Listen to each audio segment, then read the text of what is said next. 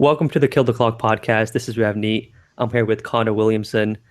We're here to talk about the Olympics and Olympic basketball, and we're going to talk about how the USA played during the Olympics. Connor, what did you think about the USA's performance overall in the Olympics? Well, first, thanks for having me on. It's great to be on the show. And as far as the USA over the Olympics goes, they definitely loafed a little bit in the group stage of the tournament, but seemed to turn it on as they got into the knockout stages and the medal round certainly as well. Yeah. Yeah, I mean, how'd you feel about the Serbia game, the gold medal game particularly? So that was kind of a boring game after the second quarter when Kevin Durant got hot. I mean, he just got on fire and his teammates were looking at for him. And after the second quarter, you could just kind of feel like this game was over. Um, it was, I mean, did you feel like going into the game, did you feel like Serbia had a chance? You know, not really. Partially because you watch the USA throughout the tournament, and the big thing that they did really well the whole time was rebound. They were the best defensive rebounding team and best offensive rebounding team, and you chalk that up to obviously guys like DeAndre and Boogie, but they had Melo in there getting a bunch of offensive rebounds, and same thing with Paul George. So combine that effort, not well, combine the offensive rebounding, which was there kind of from the start of the tournament, with increased effort on defense, more easy buckets. It was kind of a foregone conclusion. I mean, I don't think many people gave Serbia much of a chance, even though they only lost by 3, I think, in the group stage. So that's what I was going to ask you about because in the group stage, they looked really good. Jokic looked amazing. And he seemed like he was the best player at times in that game, and he just dominated. So going into the game, I thought it would be closer than what a complete blowout. But I mean, what did you think about? I mean, in the goal game, he didn't really seem like he was the same player. Yeah, and that's the thing with Serbia, and they didn't start Jokic, and neither did and Bogdanovic was also kind of in and out of the game, at least in terms of the way they played.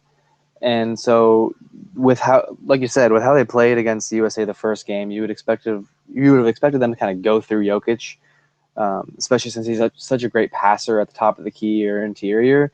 And they really didn't do that. They kind of left it up to Teodosic, and Nenovic actually had a pretty good game. He obviously kind of got off a little bit when it was garbage time at the end of the game there, but.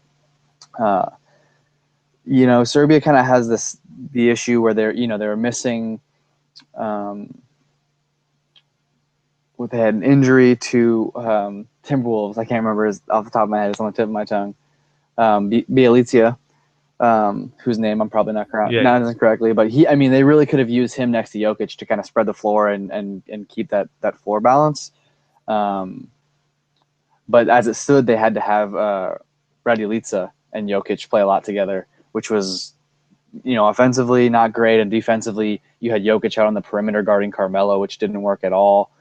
And so, it was just kind of hasty. But yeah, I mean, he didn't have that much of an effect on the game. He had little spurts, and he's a really good player, but it seemed like, given his age, they were kind of hesitant to run through him at times, which was, something that does happen a little more, I think, in international basketball, if you look at the clubs over there too in Europe. Yeah, I mean, he had an inconsistent rookie year, but still a very good one, and was probably the third best rookie in the league last year. But I always thought that his inconsistency had more to do with his lack of playing time with Denver more than anything else. But I mean, I'm just curious, why do you think that they didn't start him in the goal game, since he did play so well against the USA in the group stage? Well, I definitely agree with you that his inconsistency this past year was more to do with opportunity than his actual performance. And I think the same thing can be said of his performance in the Olympics. You know, it's obviously it's only 2 weeks, but still, um, they started Raduljica. He's a little hair better defensively, and he's older. You know, Hmm. he's an established player in the program and stuff like that. So it maybe didn't surprise me to not see him start. And Jokic did it and playing more minutes in the game. But it's definitely a situation where, you know, they're maybe tipping their hat to kind of the old stalwarts. Um, and at least I personally would like to see Jokic play more, but either way, you know, it wouldn't have tipped the scales. I don't think necessarily one way or the other. Um, USA kind of had that one locked up. That Yeah. maybe it wouldn't have been a 30-point game, but it was still, again, still pretty one sided. See, that's the thing that it's kind of curious to me. Like, I always figured that you would just want the most talent on the court. In these types of games, like France chose not to have Evan Fournier on their team, correct? Yeah, that And was I just didn't understand that. super surprising. Yeah, he missed their qualifying tournament, I think, because of he was doing free agency. And Collet just didn't put him on the team, and I thought they missed him a lot. Their offense did not look great, even though they had Parker, DeColo. I mean, DeColo is a fantastic player, much better than NBA fans remember him. He's improved a lot. I, and Batum obviously, and they could have played a nice small ball unit with Batum at the four and Gobert at center, and Fournier. yeah, and Fournier at the three with those two ball Yeah. handling guards, and um, yeah, it didn't quite work. I mean, Boris was Boris. He wasn't super in shape, but he still played fine. But I think they could have used that extra look, definitely. Yeah, I felt like France was one of the teams that could compete against the US, and they proved it in the group stage, and they did it without Tony Parker, and that game went down to the wire as well.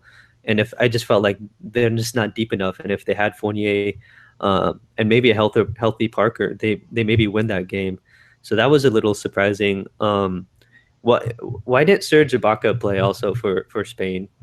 I don't know if he put himself on to be up to be considered for Spain, but I know that you can pick one player who's naturalized in Spain.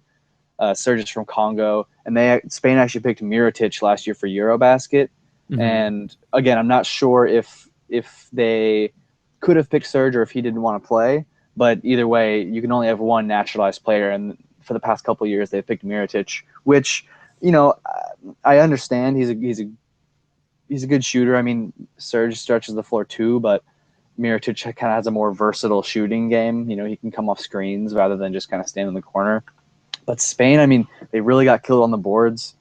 Um, so I kind of think that they would have maybe done better than Serge Ibaka, even though he kind of steps on the feet of Reyes. They kind of play that same role, maybe a little limited offensively, but hard nosed interior defender type role. I mean, it did seem like they were missing. I mean, they really missed Marc Gasol Yeah, against the US, and I felt like if they had him, they had a legit chance to beat the US. I felt like, and one of the things that was hurting them was, like you said, like not having enough rebounders on the floor, and the US really took advantage of it. And Spain just a lot of the times when the US had played against other teams in this tournament, it felt like the other teams were just more unified and played together a lot better than the US. And it was just a lot of one-on-one ball with the US. Um, and their defense was just horrible early on. But once it got to the knockout rounds, they just turned the defense way up, intensity way up, and I think that was the difference.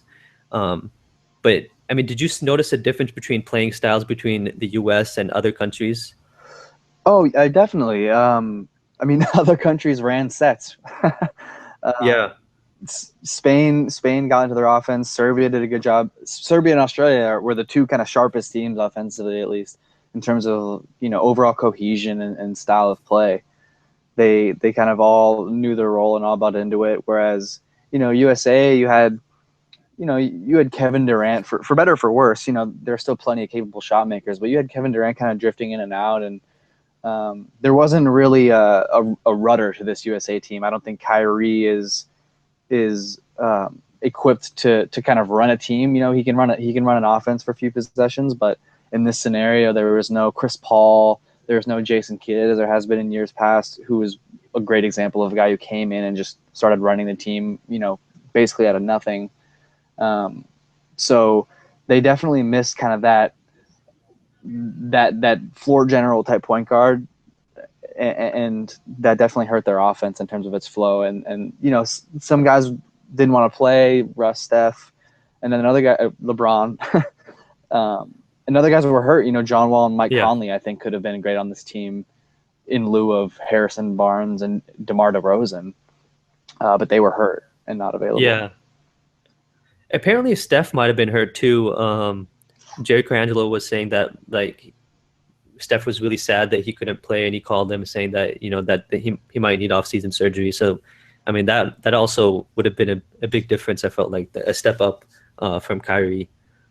Yeah. Oh, absolutely. And then the other thing that goes into it is these these three guys were hurt, so maybe take them out of consideration. But the fact that those two last roster spots went to DeMar and Harrison Barnes, those are two Nike guys. They're not, they could have maybe picked a point guard who is, just as good as Harrison Barnes, but Harrison Barnes is, after all, a Nike player. So maybe that had a little bit to do with the selection there. Harrison Barnes also is a good small ball four, so it's an understandable selection, but maybe a little bit Nike motivated as well. So you think that Nike players were selected or took preference over on Wall? Well, so I would like to have like a great conspiracy theory, but unfortunately, like Wall was hurt. He had off-season knee surgery.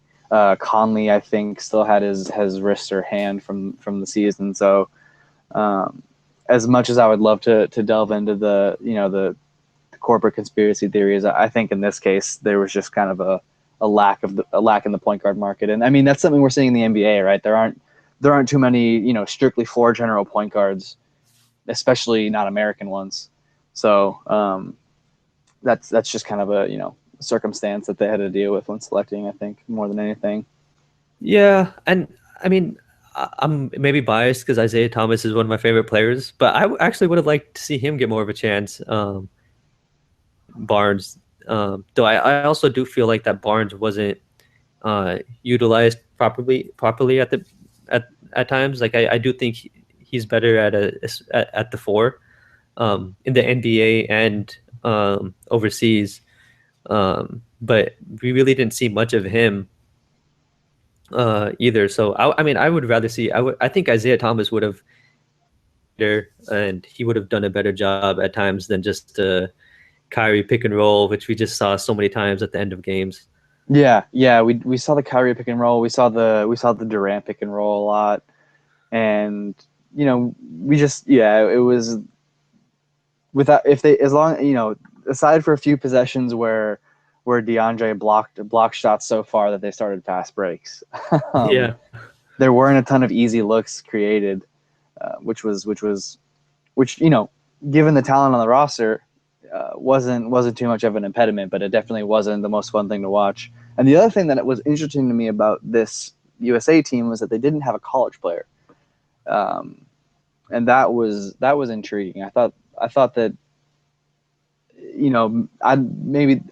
I think that was more of a function of there not being a worthy college player. Brandon Ingram probably isn't close to the player Anthony Davis was when in 2012 yeah. in London. But it was an interesting consideration. Maybe bring up Chris Dunn even to the Olympic team and see if he can do something instead of Harrison Barnes. A fan of the college player in the Olympics, it seems like their role is just to sit on the bench. I mean, I think it's beneficial for the most part, though. There've been some few exceptions to that, I think, but it just seems like that's just a wasted spot, and that guy is going to warming up the bench.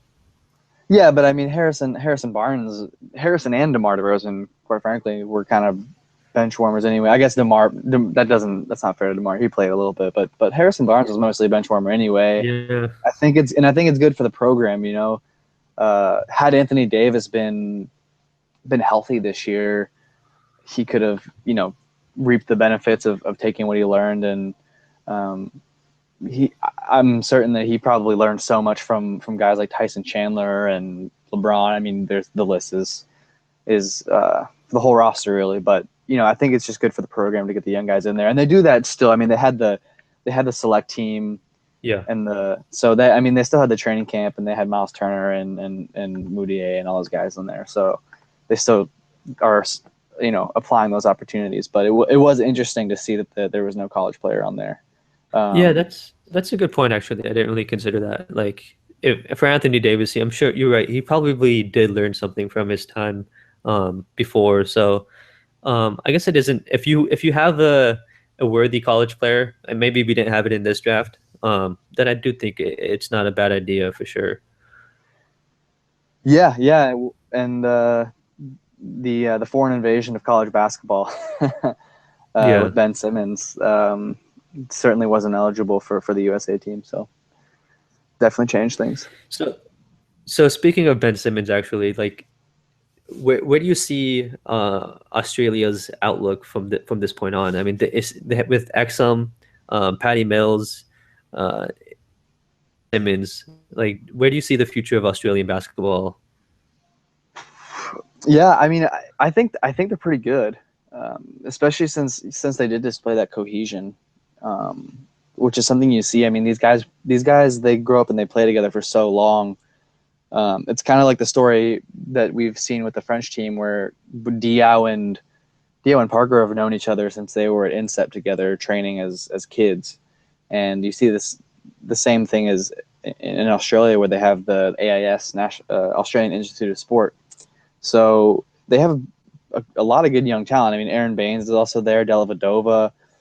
Um, so they definitely have a roster that could be potentially 7 or 8 deep, and Thon Maker coming down the pipeline too. If he, Right. depending on where he stands, I don't know if he has Canadian eligibility or anything, um, but hypothetically he could end up on Australia. So that could be a really interesting team with some interesting chemistry going forward. I know Simmons, I've heard, felt kind of slighted when he didn't make. Um, I don't think it was. I think it was a junior team or something like that. He felt slighted by the kind of the federation, and so that may have played into his not playing this year. But I think they'll probably mend that relationship going forward, and it'll be cool to see. I mean, the good thing about Australia is that they have two guards that can shoot, and they have two guards that can play off the ball. So Simmons can kind of do his thing and handle the ball as a big or quasi big, and Yeah. and they can kind of space the floor without taking Simmons off of it. So that could be interesting to watch. And Aaron Baines, he looks like he's developing definitely as a player. I mean, he showed some things in these Olympics that were kind of surprising. The first game against France, he went right at Gobert and I think scored like 6 points on him, first quarter. Yeah, he's a big body for sure, and seems like Australia played, like you said, with a lot of cohesion, and it also seemed like there was some warrior actions and lot of backdoor cuts, and some weak side action to get the shooter open, by like you send you send the ball to the post, and then you set a screen on the other side of the court to get like Patty Mills an open three. And I just found that also kind of interesting, and it just reminded me of the Warriors. I don't know if like Bogut was um, helping the coaching staff with those plays or not, but I mean, did the Australian team remind you a little bit about the Warriors at all? Yeah, no, totally. And the other thing they reminded me of was the Blazers, watching like Lillard and McCollum come off of those weak side screens, Yeah, getting the ball from Plumlee. Yeah, no, totally. And I mean, I'm sure the Australian coaching staff has been watching watching Bogut play with great interest. I know they had some Spurs staffers. They Brett Brown coached there for a while. He was an Yeah, assistant with this he Australian did. team, so um, he probably they probably know how to use Mills' skills really effectively, and he definitely kind of he balled out Yeah, enough to the point where on Zach Lowe's podcast they were discussing whether or not Patty Mills should get an opportunity to start once Tony Parker's done, and ask that question even like 9 months ago, and it kind of seems crazy, but after watching the Olympics, it doesn't really seem so wild. He's quite good. yeah. It's actually funny. I actually thought they should have started Patty Mills against the Clippers in the playoffs a couple years ago in that 7 games first round series because Parker just did not look the part, and Patty Mills was shooting lights out in that series. And he definitely showed up, and probably he played better than Tony Parker in these Olympics as well. Mm-hmm. So I don't think it's is as crazy as it may sound. Yeah, and that's the thing is you can't you can never say this about a Spurs player, right? That oh man, they're done, they're wearing down, it's finally Yeah. catching up with them.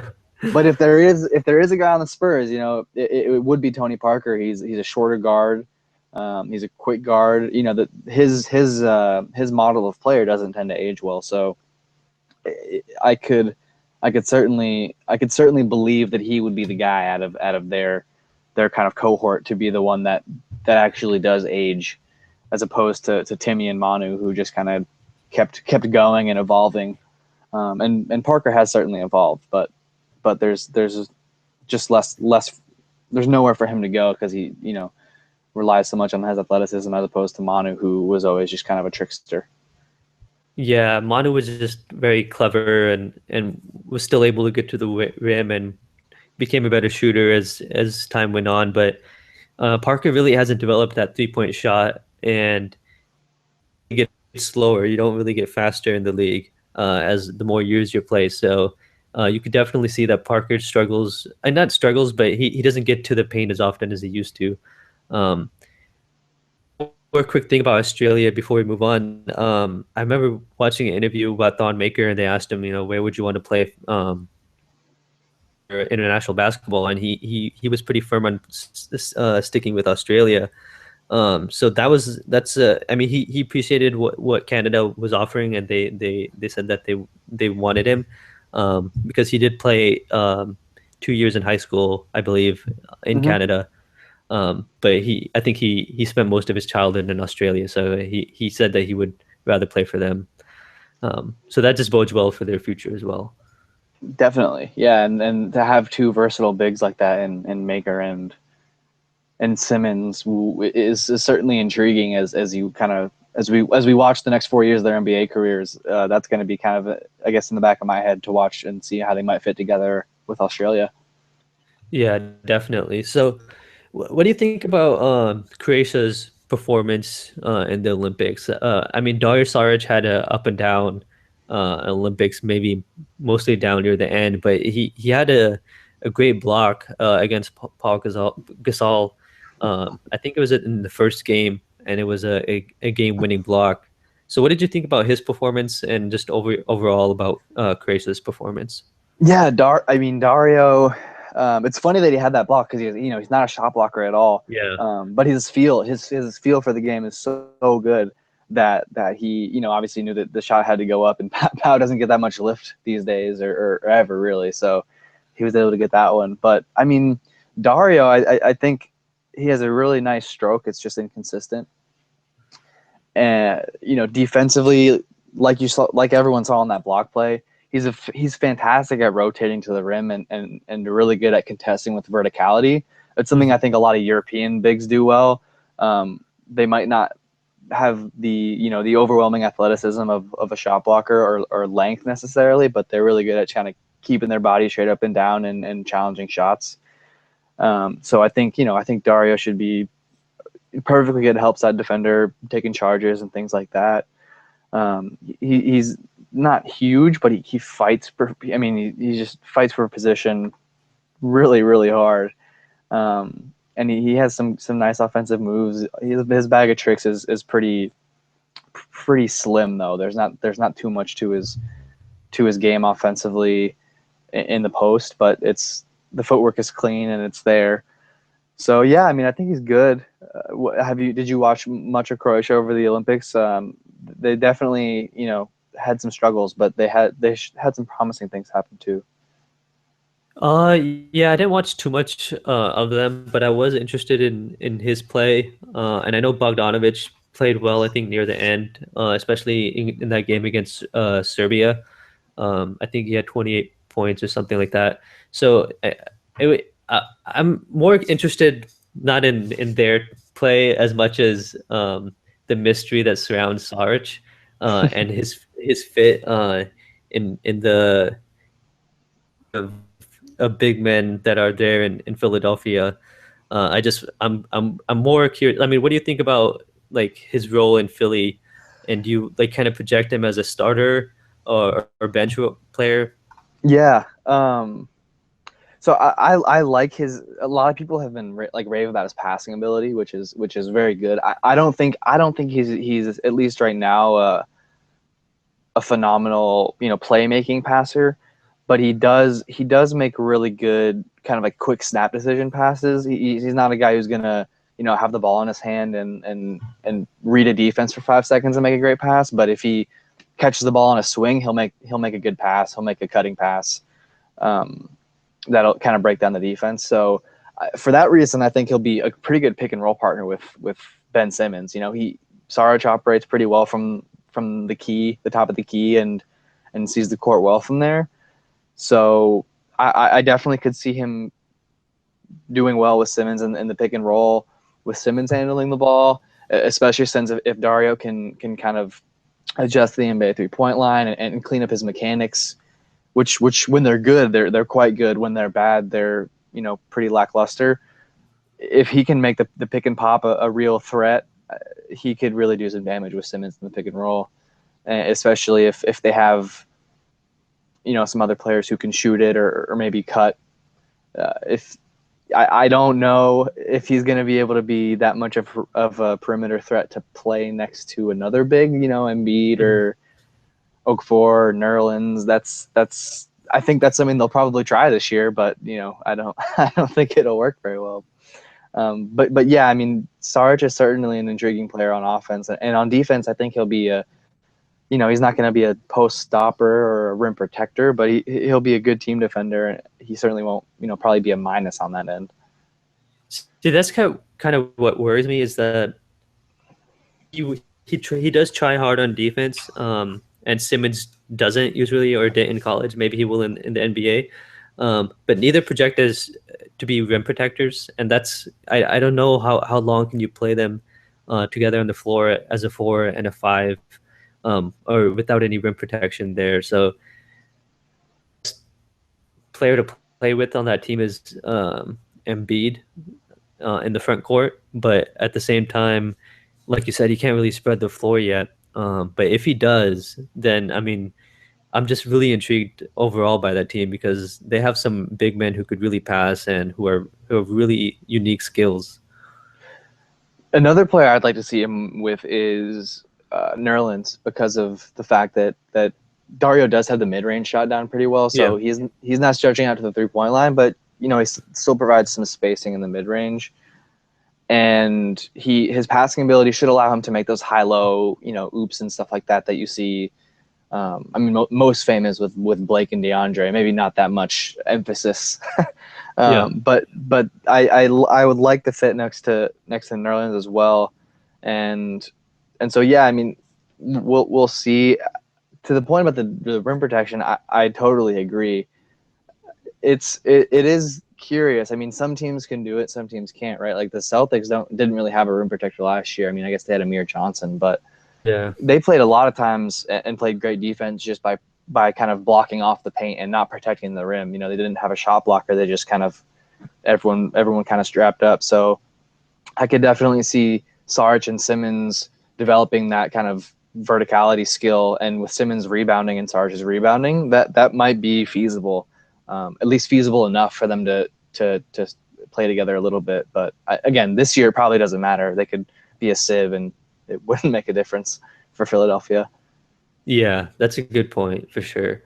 Um, um, Serbia, because I wanted to talk about Bogdan, who the Kings got his draft rights to by trading the eighth pick and getting the 13th pick, the 28th pick, and the rights to Bogdan, who plays for Serbia. And he didn't really shoot that well in the goal game at all. But he's known as a shooter. So what can you tell us about his performance overall in the Olympics?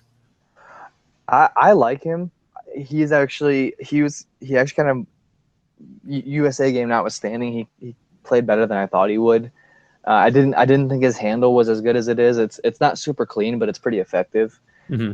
So I can definitely kind of picture him as a wing in the NBA, making jump shots, obviously from the corner, from the wing, and then just attacking closeouts really well and getting to the rim. He finished pretty well too, and he was also really adept at making passes out of his drives and doing so at the right time.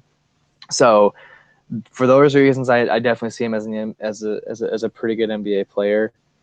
Maybe not a starter or a third option or anything like that. But certainly an effective player, and I think he's still pretty young, so he has time to kind of develop some other skills, whether that be pick and roll, improving on the defensive end. So who knows what he'll kind of tinker with and add to his game as the years go on. But he definitely has kind of a good starting canvas, I guess, if you're taking an NBA player. And actually, I think we talked about this at Summer League, like the that trade in terms of not the players they picked maybe, but the actual the picks that they got and the Hmm. assets they got for Sacramento. It was the eighth pick for 13-28 in Bogdan, right? Yeah, that's not a bad. That's not too bad of a trade. So Not until you draft Papagiannis, I think. yeah, no, absolutely. And I think it's funny because if you switch Scal, if you take Scal at 13 and take Papagiannis at 28, it probably doesn't raise as many eyebrows.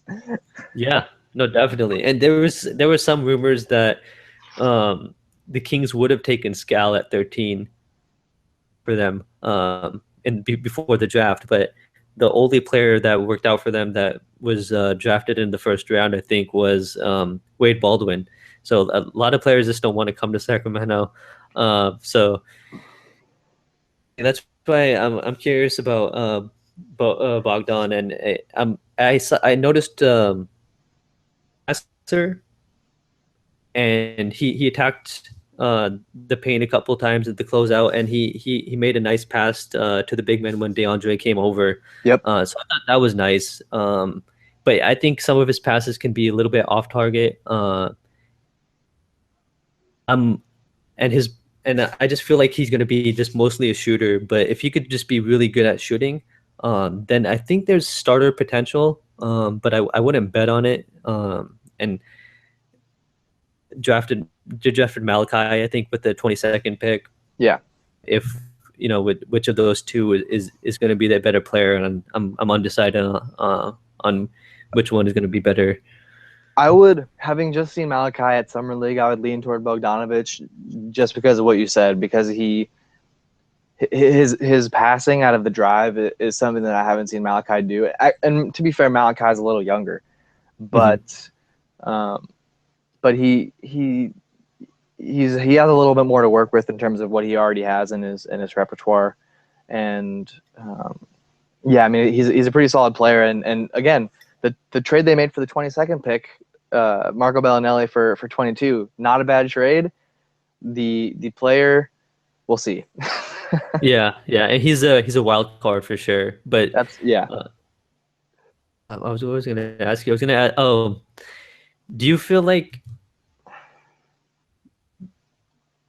does Bogdan kind of remind you of Klay Thompson at all, or am I way off on that? Like a poor man's Klay Thompson. And certainly in terms of his body type and the way he's not necessarily, I think he's a little bit better of a, well, talking about when Clay was a rookie or 21 or however old they, comparing Clay at 21 versus Bogdan 21, I think Clay was certainly a better shooter and had better, his form is way more pure. But I get what you're saying in terms of their frame and their kind of role in the offense. Like Bogdan is again, he's a good passer and he's good at attacking closeouts, but he's not a guy that you're going to give the ball to in the pick and roll and say, all right, like let's have you make some magic. Like let's have you run the offense and get you in the ISO situations. He's certainly not that guy, and Clay definitely isn't either. So they similar roles, but I don't think Bogdanovic's jump shot is as strong as Clay's was, and I think Yeah. uh, his ability in the paint and traffic is probably a little better. Yeah, that makes sense. And you were at Summer League, and I'm just curious, did you ever watch Malachi play live over there? Yeah. I watched the Kings a few times, mostly to see Papagiannis and kind of see what everything was about. But I definitely saw Malachi. Did it seem like that he was just disinterested at times, and like that he just really didn't care about the team? Yeah, it's hard to tell with guys at summer league because it you wonder if that's a symptom of the team or something about the players. Well, from the outside at least, if you're a coach, you probably know. But like, did he feel disinterested? Did he look disinterested because he was floating around out there, not really knowing what to do because it's a summer league team, or did he look disinterested because that's his attitude and it's a bad attitude? So I definitely know what you mean, and I saw what you're saying, but I didn't know what to chalk it up to. So um, I guess I didn't really I kind of held off on a judgment on that, but he definitely kind of floated around out there sometimes, and without much direction. Yeah, yeah, I definitely agree with that. But back to Olympic basketball now. What did you think about Australia? I mean, Argentina's um, play this Olympic round, and like, is this is the last time we're going to see Manu and probably Luis Scola in an Argentinian basketball uniform now. Nocioni as well, or Nocioni. Yeah, I'm not sure which it is, but yeah, the golden generation. I had never seen Campazzo play before. He's really good. One of my buddies runs Los Crossovers, which is a primarily Spanish basketball blog, and he loves Facundo Campazzo, and now I know why. He's definitely a maestro with the ball on offense. So yeah, I mean Argentina, excuse me. They played well. They were wily. They were kind of everything you'd expected from them, right? Like they weren't gonna outrun you or outjump you or outgun you really, but they were gonna kind of hang around with you just by pressing every single little advantage they could, just because they're so cerebral and so connected mentally with one another. So kind of par for the course for Argentina, but definitely emotional when they played their last game against USA and they left the court, which was cool for them because I'm sure that the Argentinian faction had no trouble getting over to Brazil, to watch them play for the last time. So that is cool for them to maybe not be in their home country, but be close to it for their last hurrah. definitely. I mean, this was the first Olympics in South America, I think, ever. So it was a big moment for them, and I'm sure a lot of Argentinian people came to Brazil, to Rio to see them play, and so it was a sad moment. It brings up memories of 2004 when they did get the gold and how they just upset the U.S. in during that time. So it brought back good memories, and it's sad to see this team go because the outlook doesn't look too great. I don't know of too many great up and coming young Australian players for their Olympic team. Yeah, I looked a little bit into that just because they had a lot of guys on their roster that were young but didn't really play. Other than Campazzo, who's 25 and he's going to run that team for a while. But also on Argentina and Manu and the Golden Generation. Before we move, did you read Zach Lowe's article on Manu? Yeah, I thought that was really well that was done, great. and it Yeah. it definitely made me appreciate watching them a lot more. Um, and it was funny to me that when they talk about the team dinners that they always do, that's exactly what Larry Bird's Pacers teams did, and which is something I think that he took from the Celtics. So it was really interesting to me how I'm not sure whether that was something that Manu learned from through the grapevine from Bird. I would guess not, but it definitely kind of just reinforces the fact that the same kind of patterns of a good cultural team and organization they show up even though they could be developed in the NBA or Argentina. So that was really cool to kind of get that background on the team. You know, Yeah. during the No, Olympics. yeah, that's a great article. If any of you haven't read it, then I would go read that immediately. Um, and in that article, there's a link posted to I think Manu's game-winning shot against Serbia, I want to say, and that I think that shot got them to the gold medal round, if I'm In correct. '04, I believe you are. Yeah, I think you're right. Yeah, yeah. So that shot was just it was nuts. He was like it was I don't remember if it was a half court pass or a full court pass, but Manu catches it, goes up the court, and then lays it up with I mean, throws a left hand kind of floater off the backboard, and it goes in, and during the buzzer, and then his whole team kind of um, piles on top of him, and it was just like a surreal moment. And it just that type of continuity that you were talking about with the dinners and just the way they play together is something I think the U.S. has that continuity off the court, but Argentina was able to do it off the court and on the court, and I think that's something that the USA lacks on the court at least. Yeah, and I do think that countries with less NBA talent, of course, are at a disadvantage when it comes to getting on the court in the Olympics and everything. But they also are maybe at an advantage because their players play longer. They've played together for longer, so that they do have Hmm. more kind of cohesiveness built in. There's more structure built in because you, if Manu were playing for USA, he would have probably stopped playing after '04. He'd be like, okay, I'm done, got the gold, pass it on to LeBron. I'm out of here. But he has a far bigger responsibility to his nation. So that there's less of a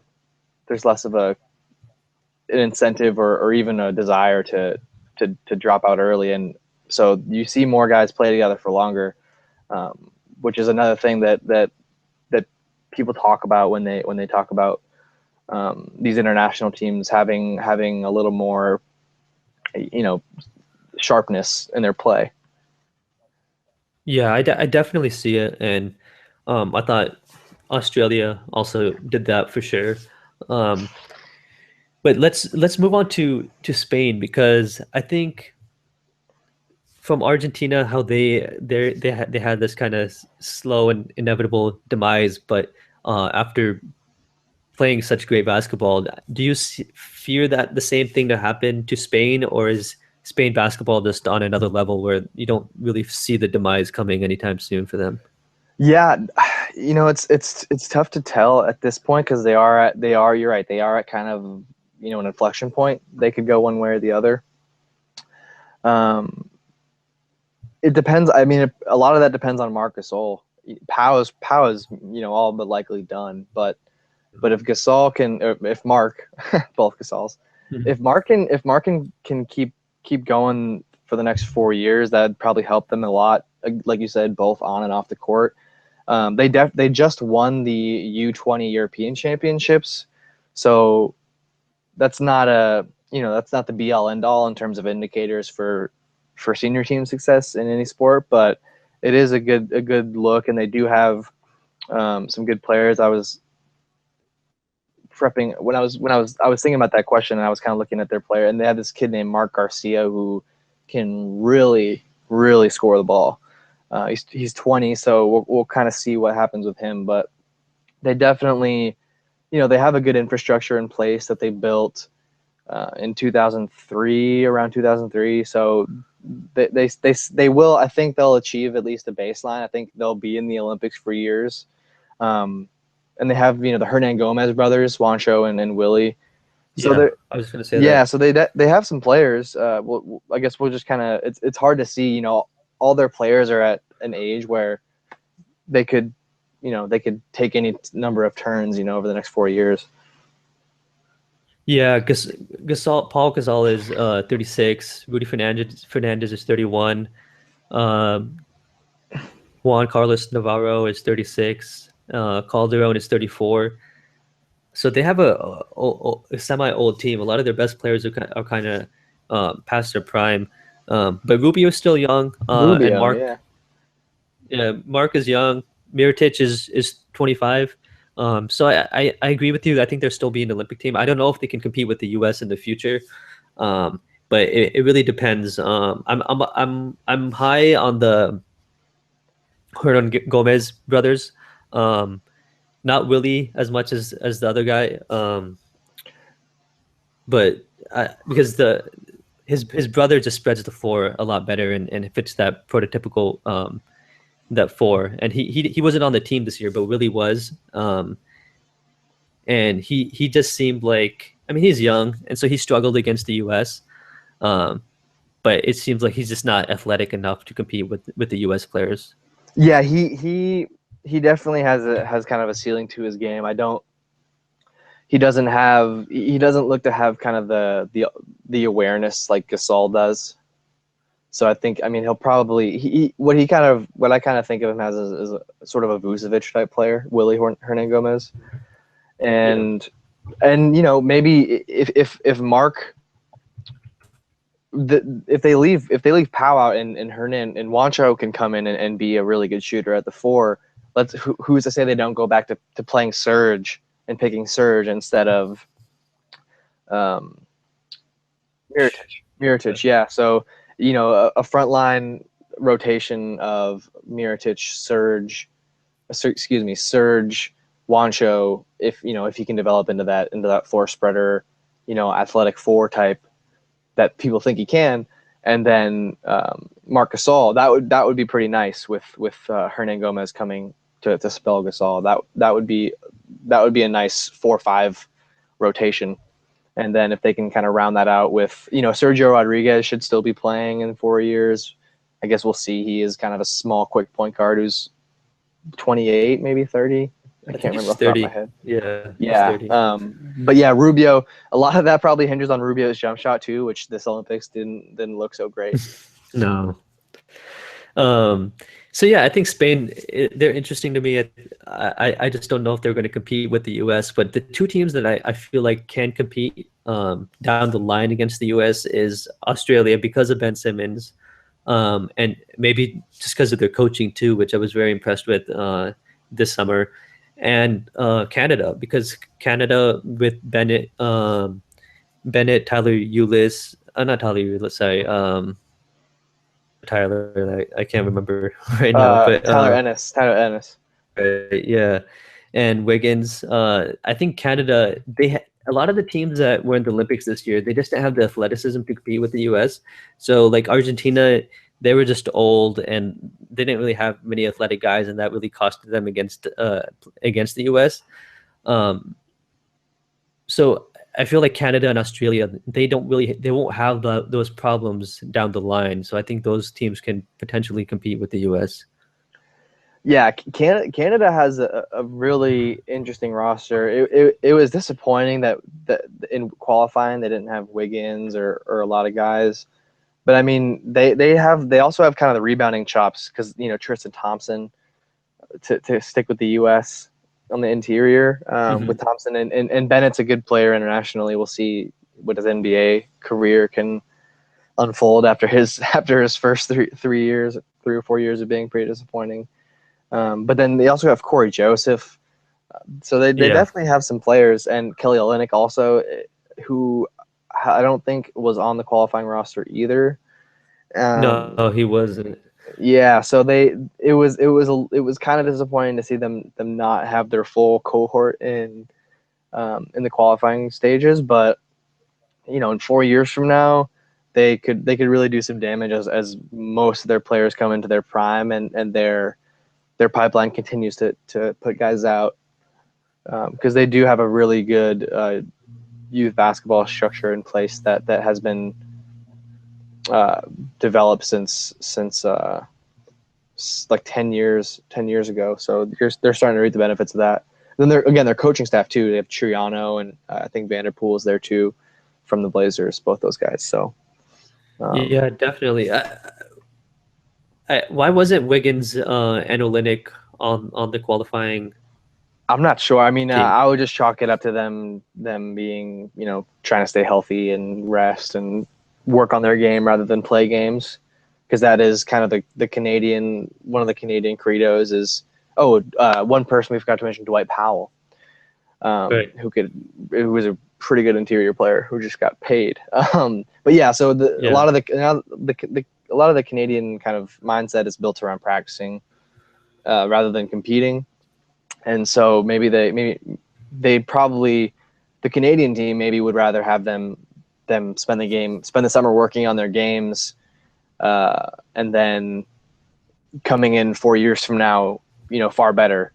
Looking at their roster now, they don't have a guy who was born. They have a guy who was born in '98, and then after that, the youngest guy was born in '93, who is Anthony Bennett. So it doesn't look like they had a ton of guys in that age range. They had a lot of like 25, 26 year olds, but not a ton of guys in the Wiggins age range. Yeah. Yeah. So do you see them competing with the US down the line possibly then?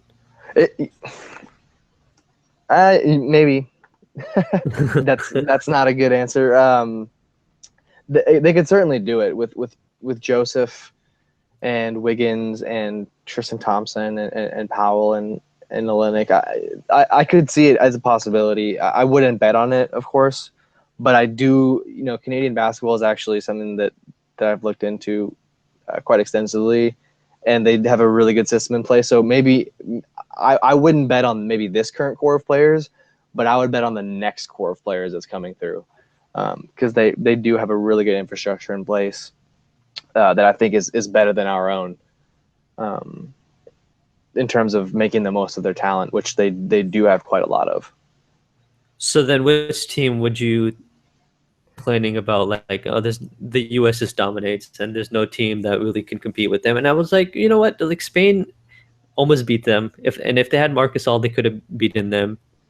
I felt like if the US had faced France, then with the healthy France, and if France had Fournier, then maybe they could have competed. But since those two teams are kind of old now, and it seems like they're going to go more towards getting worse than getting better. I mean, which team? If you had to pick one team that would upset the U.S. in the future, which team would that be? If I had to pick one, it would probably be Canada. Yeah, just because of the fact that they have all of the benefits of the U.S. basketball system at their disposal, with also the advantages of having their basketball system in place. So And they oh, go ahead. Not Australia. Yeah, I mean I think Australia is a close second, just for the sheer factor of Simmons, and they also have a very good youth sports infrastructure with AIS. So, and their physical education, honestly, like in their public schools, is fantastic. So that just breeds more and more athletes. So Australia, I think, is another bet, and Croatia could sneak up on people if Dragon Bender becomes a really good player. They also have Hazonia and Saric, so that could be a team to watch as well. Um, and Yeah, they have a great basketball culture. But yeah, I don't know what would your bet be in terms of beating the U.S. Even though I probably was. no. Yeah, I mean, like you said, I wouldn't put money on it, and I wasn't going to put money on it this time around either. Just the U.S. just has too much talent, and um, I feel like we played well together. That you're not. I don't know if we're going to see guys opt out of the Olympics, like the top. Like maybe Steph comes back for the next Olympics, so that would just make the U.S. that much stronger. But if I had to pick one team, it would probably be Australia, just because of Simmons and the way they play together. And if they keep that coaching staff and that continuity, then I would probably say them, but I'm very excited about Canada, and I kind of like that there's these two up and coming young countries that are gonna possibly challenge the U.S. down the line. So I'm excited for it. I'm hoping we don't see, even though I want the U.S. to win. I'm just hoping we don't see blowout games like the one we just saw in the gold game. So I'm actually on the other side of the fence. I actively root against the U.S. in international basketball. I would much rather see us lose and overhaul our youth basketball infrastructure, which we're already starting. We're already starting to make positive changes, but I would much rather get more wake up calls like '04 than to kind of keep riding the tide. That's Um, such a anti-American statement you just made. yeah, hot takes. But yeah, no. The other thing to consider in 2020, we have Popovich, so that will make us certainly hard to beat, I think, as well. Um, and did you see the quote today? Maybe not quote, but the LeBron said he would definitely consider. He said playing for the greatest coach ever in 2020 because he had that opportunity to play with Popovich. Wow, I actually didn't see that. That's pretty big news. And I mean, LeBron said that he was going to enter the dunk contest, so I don't know how much value I'm going to put into that, but I do think Popovich is the best coach of all time, and I would salivate at the experience that I would get playing for him under Team USA. And I mean, what do you think about the move from Coach K to Coach Pop for the next Olympics? I like it. I do. I mean, I like Coach K a lot too. So you're going. I mean, in my opinion, you're going from good to great. Even not even good to great. From great to greater. But I mean, the USA, and this is something that I heard on the Nate Duncan podcast. He had a guest on. I can't remember his name. Who is an international basketball buff, and he was talking about how the advantage that teams had against us in '04 and kind of in that era of the NBA, the mid 2000s, was that a lot of the innovation in basketball was coming from Europe. It was coming from the European side and not the American side. Whereas now the innovation is coming from coming from the U.S. I mean, you look at Popovich, who has a staff of American and international coaches. You look at we had an international coach, David Blatt, was in the NBA, who had success but was kind of maligned, but was still a perfectly good tactical coach for all things considered. And so it seems that the ingenuity, at least the argument was, which I definitely buy, the ingenuity is kind of back on this side of the ocean. If you look at Brad Stevens, Mike Budenholzer, I mean, there's the Spurs tree, but then there's also just kind of random young guys popping up like Stevens. So that is, I think, an advantage that we have that is a little underplayed, and that we kind of have the coaching core back, at least at the elite level. Yeah, definitely. And we're almost out of time, but before I let you go, I was going to ask you about Draymond Green because he's such a great player in with the Golden State, and he's a top two defensive player in our league. Um, but it seemed like Coach K didn't really want to use him that much, and so two questions, I guess. Do you think with Popovich next time, do you expect Draymond to have a bigger role and him spending more time at the five and not the four, kind of like he was doing this time? Um, his overall performance will be better in Olympic basketball. I don't think he's very well suited to play. Maybe not international basketball, but Team USA basketball, at least the way it was this past year. I actually tweeted this out the other day watching a Team USA game. He excels a lot when things are kind of moving around and hectic. He's a guy who makes really good. Again, he's not a guy who's going to dribble the ball. He's improving at this, but he's not there yet. He's not a guy who's going to dribble the ball, then find this crazy groundbreaking pass. He's a guy who's going to catch the ball off a roll to the basket and make the right read nine times out of 10 and then execute that read nine times out of 10. So he kind of thrives with chaos. He thrives playing downhill, and that's not really something the U.S. did a lot in the half court. And since his jump shot isn't at the level of he can just kind of stand out there and chuck away, he didn't really have a ton of value offensively. That's where he derives a lot of his value offensively, playing the center, because he can roll to the rim as well. But then the other thing, defensively, it's Kevin McHale said this in an open court. He said Draymond Green couldn't grow enough to guard me, and I think that's absolutely true, because you guard Kevin McHale, you're just not, if you're 6'8", you're just not gonna stop him, no matter how good a defensive player you are, because his offensive repertoire is so good, his footwork is so clean, that you have to have a physical advantage almost to be able to defend him, as well as amazing technique. And I think, to some degree, the international bigs have a little bit of a cleaner game on the post, and Yeah, so I would it's a agree. little bit it's a little bit harder for Draymond to kind of leverage his footwork and technique when he doesn't have the size.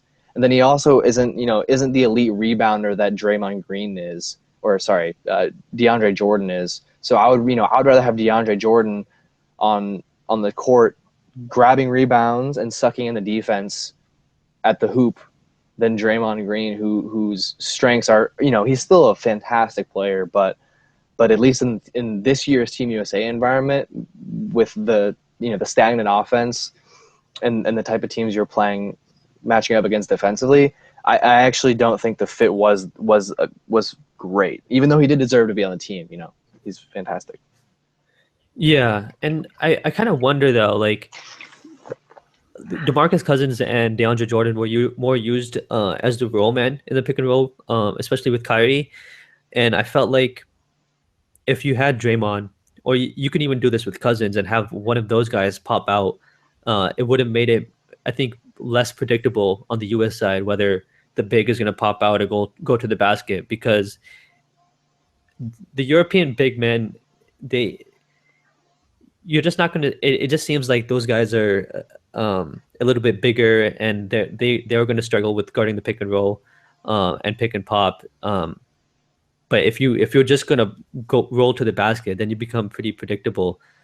So I think I wanted to see Coach K kind of use Draymond at the five and pop him out, or even have Cousins pop out, because he's a decent shooter as well.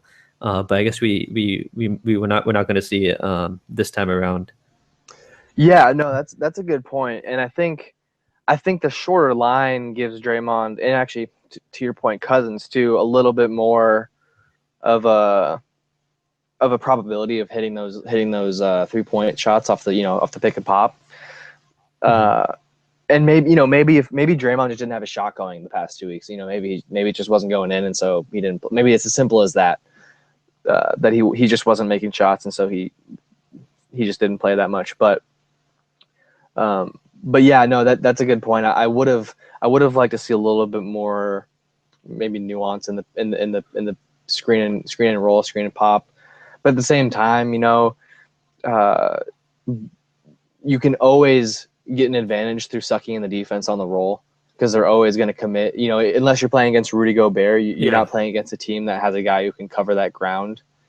So, so yeah, I definitely, it may just have been a thing that they had kind of as a plan C, but they never had to resort to it. Yeah, I mean, this team was just too good.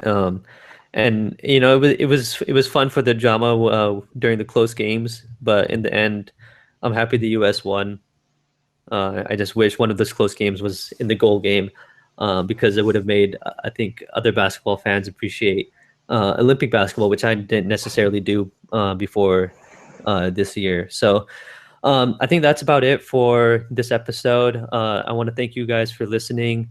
I want to thank Connor for coming on, and we're on iTunes and Stitcher, so make sure to follow and subscribe us on those apps, and we'll talk to you guys in the next one.